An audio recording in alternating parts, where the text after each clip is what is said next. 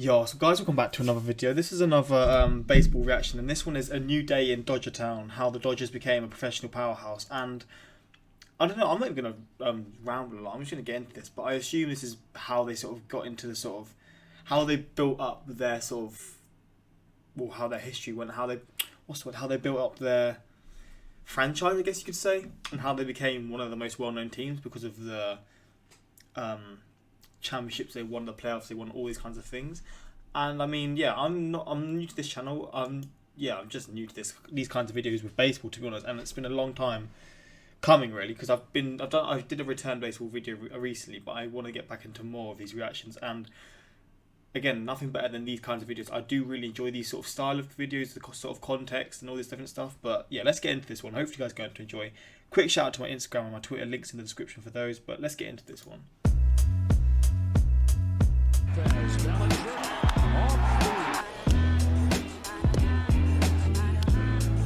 This is a decent tune, I'm not even gonna lie.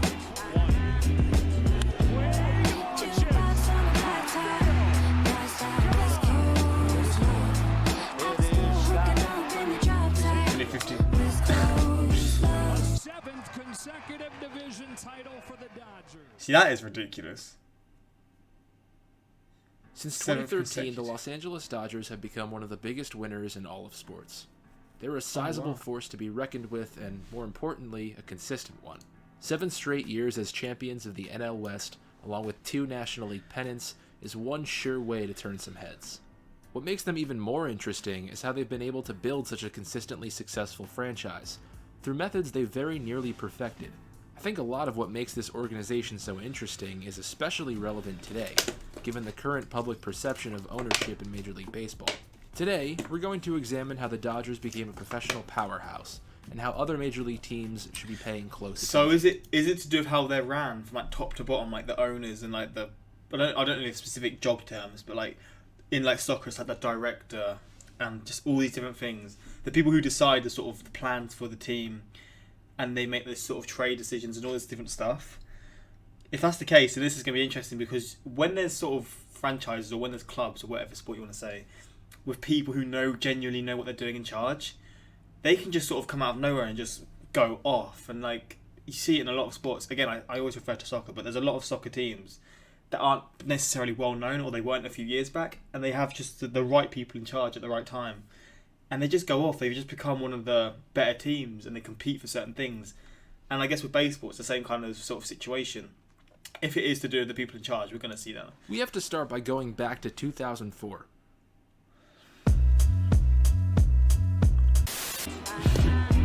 Calls for Dodgers owner Frank McCourt to sell the team. Oh shit. So it was bad at one point. First of all, there shouldn't be an investigation. At stake is the ownership of the legendary Dodgers. What? Just 16 years Everyone back. knows a ship can't 17. properly function with a drunk captain, excluding Rick Sanchez. The Dodgers' drunk captain, starting in 2004, Rick Sanchez, is that his name? I've never watched Rick and Morty, but I didn't know his name was Rick is Sanchez. named Frank McCourt, who had purchased the team for $430 million. $9 million up front, and the rest financed with debt. I'm really not sure if letting a potential owner do this is common practice, but if... Bro, that is ridiculous. 420 million debt, and does the debt go towards the franchise? I think it does, doesn't it? That's a red flag for and they have to me. pay that off. Then I think it's fair to say that it should have been for the league too. Anyways, McCourt and his wife lived a very luxurious and expensive lifestyle. They were not responsible spenders. They went on a spending spree using the team itself as collateral and racked up an unbelievable amount of debt. The two later divorced, and these financial problems came to light for everyone to see. The headlines to follow were an embarrassment for the league, as well as the Dodgers and, of course, their fan base. CEO husband fires CEO wife after divorce is the second dumbest thing in Hollywood after the release of Jack and Jill isn't really the headline Dodgers fans craved for. So the team filed for bankruptcy and were sold to the Guggenheim Baseball Group in the middle. I was thinking, like, why was Magic Johnson there? I was kind of thinking, like, why is he at the intro? But they were sold to Magic Johnson, or Magic Johnson Group. Of the 2012 season. Magic Johnson and a baseball executive, Stan Kasten, agreed Tuesday night to buy Los Angeles Dodgers from Frank McCourt for a record $2 billion. $2 billion. Oh no, I see Malcolm Glazer. Stephen Ross paid 1.1 billion for the NFL's Miami Dolphins in 2009, and in England, Malcolm Glazer and his family took over Manchester United Soccer Club in 2005, and the deal they then valued 1.4 billion. And the crazy thing about this is just how the Dodgers were bought in debt, Manchester United were bought in debt, and this is why. This is gonna make me rant on the Glazers, man. I fucking hate the Glazers. I hate them. I hate the Glazers. Bro, they literally bought the club on debt, and debt's still in the club. We're like £800 million debt, maybe more. Fuck them, man. Maybe not that much, I don't actually know, but it's a lot of debt. Partnering with several other co-owners, including Magic Johnson. With the boogeyman gone at this point, it was time for a new era in Los Angeles. Free from ignorant ownership and embarrassing headlines. No longer were the days of letting superstars like Adrian Beltre slip through the cracks for relatively small contracts because ownership didn't want to open their wallets to help better the team. No, the captains of this team were completely sober and were prepared to do whatever it took to put a winning team on the field. I can dedicate an entire video to just the new Dodgers ownership and how so many problems in baseball would be relieved or fixed if owners adopted some of their practices. I'm going to indirectly back up my argument throughout this video as we talk more about how this franchise was rebuilt, but I think this 2012 quote from new co-owner Magic Johnson will show you exactly what I mean. This was from a 2012 press conference after ownership cut stadium parking prices.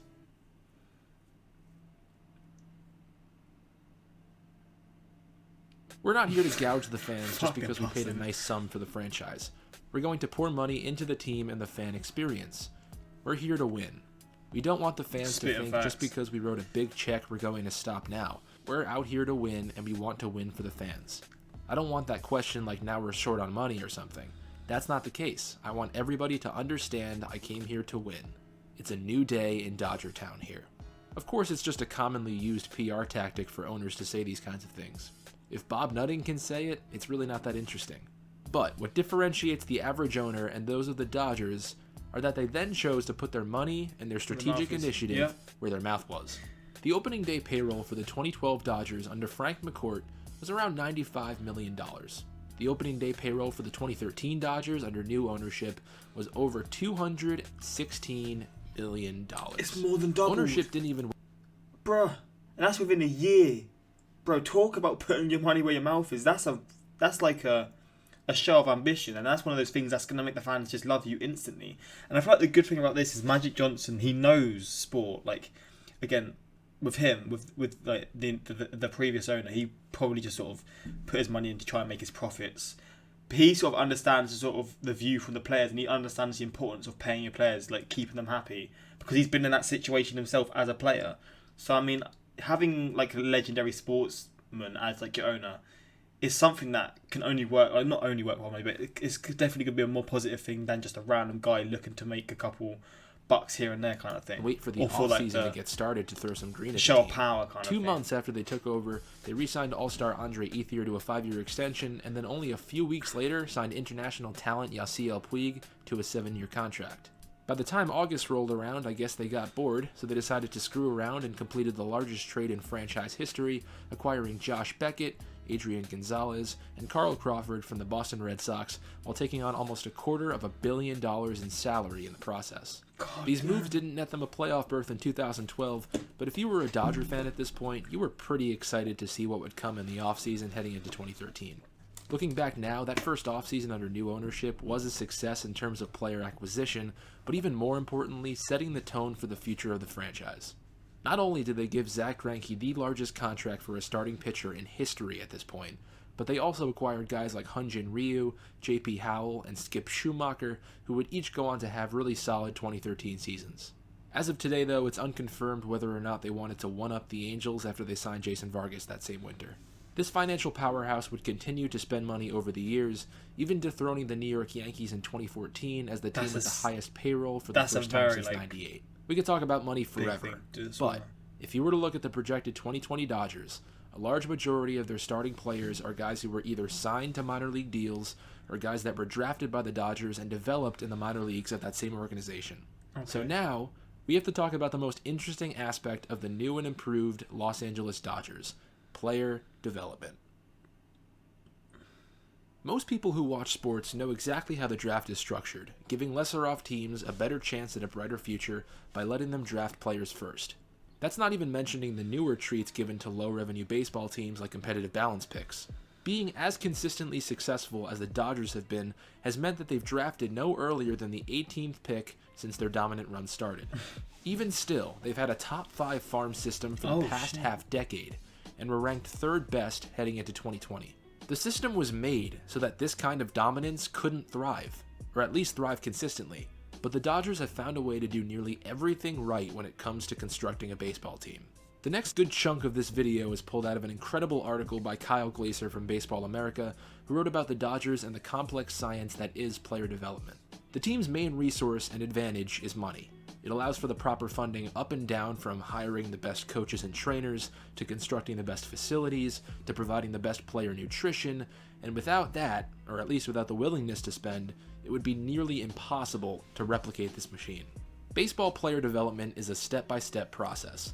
This isn't like the NFL or NBA where you can pop a player in the microwave like popcorn for 2 minutes and they're ready to go.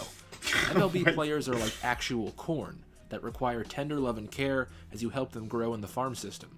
The first step boils down to hiring the right employees to help develop that talent.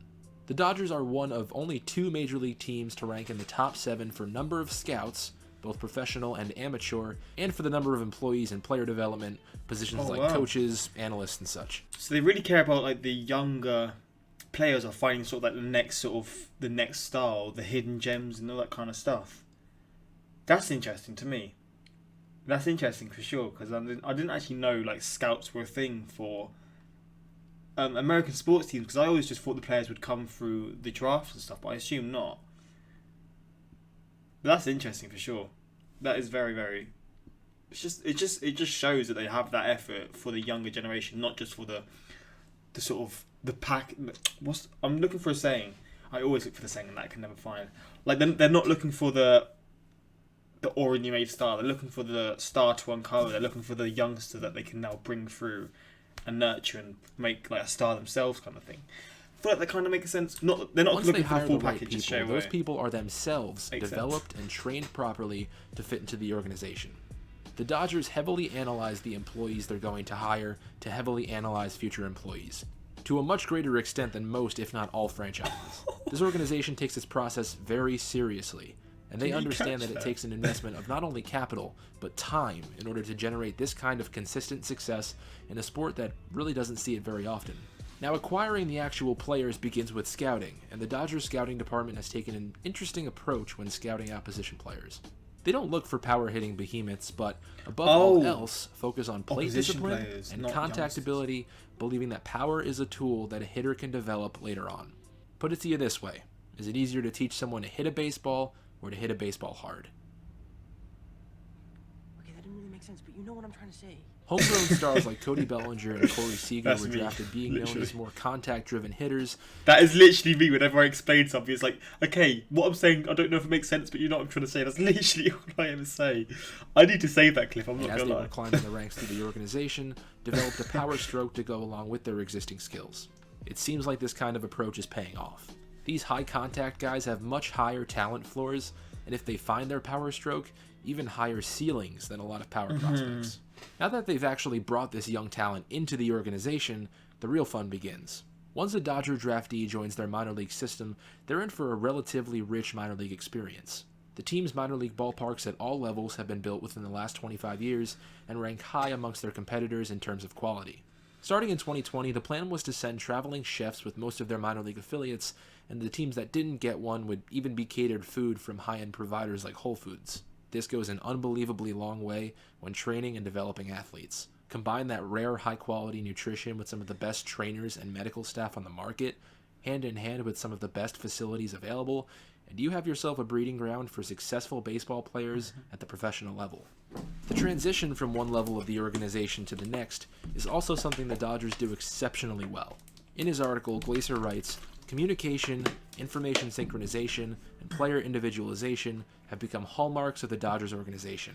The effect has fostered an easy transition for new arrivals who don't have to worry about deciphering unfamiliar scouting reports or adjusting their pregame routines.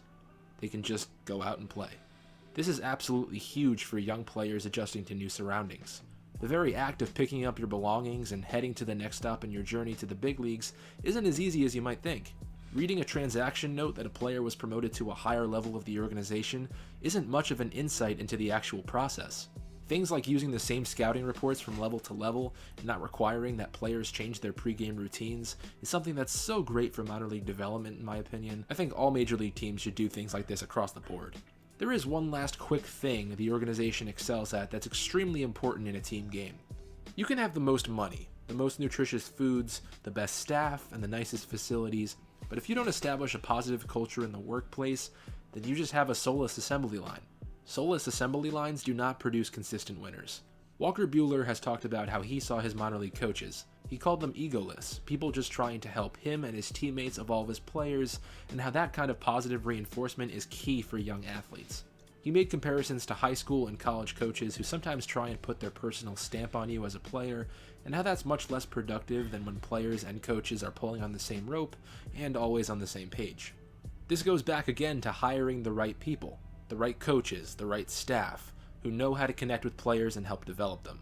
On the topic of the relationship between coaches and players, Dodgers farm director Will Rhymes was quoted saying, "At the end of the day, we're trying to empower our players, so we want coaches who are positive and who exemplify the values we think are important in our players, creating lifelong learners, really high baseball IQ, people who have tremendous work ethic.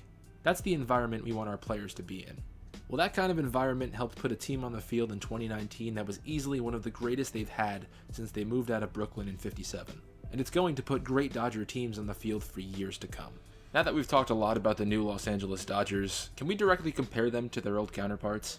I tried a few different techniques to quantify the different types of star power between the old and new Dodger regimes. My first method was to see how much the McCourt regime was paying per win above replacement for their players, and compare that with the same value in the Magic regime, but I ran into some issues on the data accounting side of things. After a few more trial and error methods, I decided on one that could get my point across while taking a fraction of the time. I took a look at the Dodgers wins above replacement leaders on Fangraphs from when McCourt took over in 2004 up through the 2019 season. I only recorded the players who posted WARs above 3. This is the threshold at which Fangraphs considers players to be good by the metric. I had to factor out the eligible players in 2004 that were required before the McCourt regime started, and I also gave each of the leaders in the 2012 transition season to the McCourt total, as they were all acquired during his tenure. Starting when new ownership took over, it was pretty straightforward, being most of the productive players at this point were fresh blood acquired by the new owners, but there was one big outlier who consistently popped up over the years, and that was Clayton Kershaw. It's not like he was posting negligent WAR totals after the ownership switch. This was prime Kershaw, so I had to decide on what to do about him. I wasn't sure crediting his WAR to the Magic total over the McCourt total was a good way to do it, given he was drafted and developed while McCourt was in control, so I'll show you guys 4 different sub-methods, each still proving one absolute truth.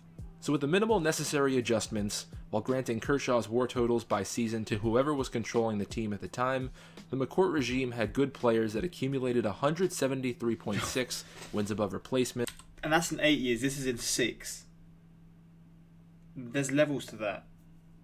What the fuck? That's in what? Two seasons less. And it's what? 50, 27, 64, 65 more? Over 9 seasons, which is Per year, 19.3 it's per 14 season. per The year. Magic regime has had Wow. good players accumulate 237.3 wins above replacement, or 33.9 per season, which is over 75% better. Pretty clear victory for Magic here. But Kershaw was the product of the McCourt system, so let's look at the next matchup. Let's take Kershaw's WAR contribution out of the equation completely. Here are the new totals. The new Dodgers still reign supreme. Now let's just try taking his contributions out of the Magic era and let McCourt keep his prize stars winnings. This should get McCourt over the top this time. Oh, No. the new Dodgers are still way better. Still. Alright, McCourt's a loser. You know what, let's even give him the WAR he accumulated while playing for the Magic regime, seeing that if his organization hadn't drafted him, he wouldn't even be in the conversation. This should finally give him a win. And would you look at that, McCourt's finally got a win. And this is interesting because, oh boy. The new Dodgers are just a significantly more talented organization than the old Dodgers, and there's really no other way around it. But you can't see. I just realized you can't see the can you? Fuck. Fuck. Let me move this up. I'll just go back a little bit so you can see this bit.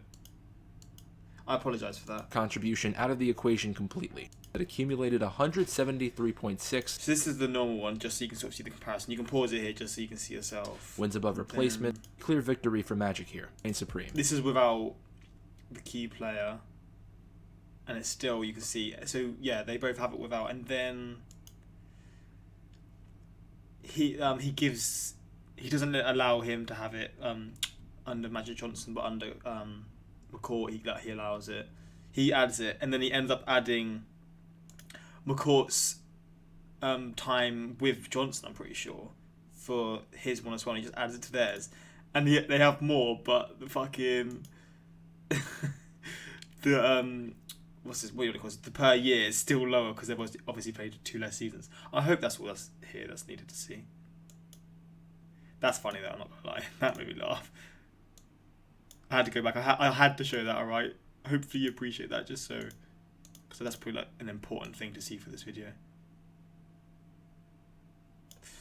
Dollar basis to account for the differences in payroll, so we could get an idea of how efficient each version of the franchise was, but due to time constraints I just couldn't make that happen, so I'm sorry about that.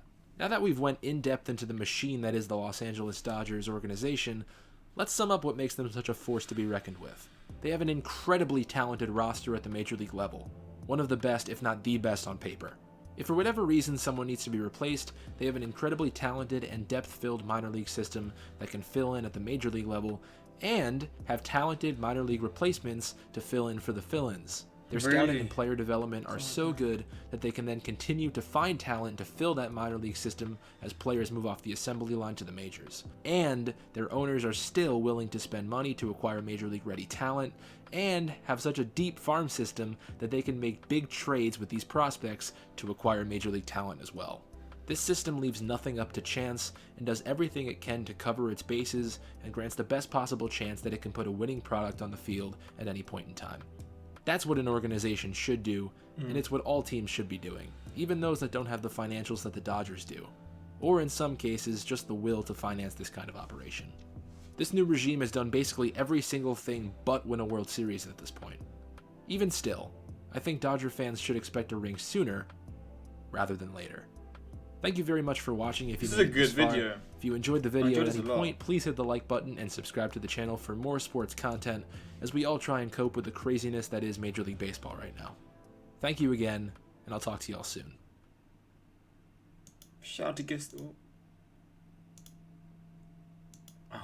Shout out to this guy, man. It's a good video. I enjoyed this a lot. If you want more videos from this channel, let me know, man. Let me know. Who else is watching this after they won the World Series? Speaking it into existence, literally. As a Dodgers fan, this was amazing and heartbreaking at the same time. And now the Dodgers are world champions. Everyone just came in for that, didn't they? They don't rebuild, they reload. Edit, I'm a sad Rockies fan. As a diehard Dodgers fan, I can 100% agree. As a Giants fan, but I will admit that the Dodgers have a very solid and intelligent front office. That's what it's called, front office. That's the word I was looking for. Thank you. The Dodgers don't get the respect they deserve. It's so unfortunate they don't have a championship to show for it. They are a true class organisation of baseball from the minor league up. Well, now they do, and literally this video spoke it into existence. And I mean, it makes this video even more valid, right? Because they obviously won the World Series. But yeah, good video. I enjoyed this a lot. And if you want more stuff like this, let me know in the comments. I'm enjoying the baseball return. Again, it's not as consistent as before, but I'm going to try and do them here and there because I like to do all sort of reactions. But hopefully you enjoy this one. Until next time, like, subscribe. Peace.